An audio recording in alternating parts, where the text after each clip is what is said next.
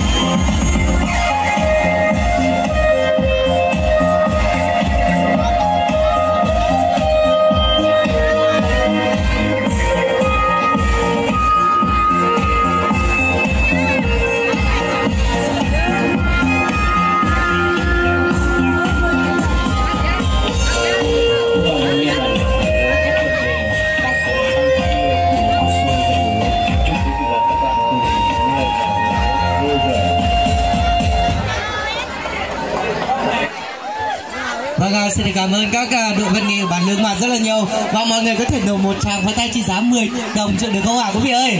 Vâng, rất là tuyệt vời đúng không ạ? Vâng, kính thưa toàn thể quý vị thân mến, và giờ phút này để cho toàn thể quý vị anh chị có một khoảng không gian để liên lạc, một khoảng không gian để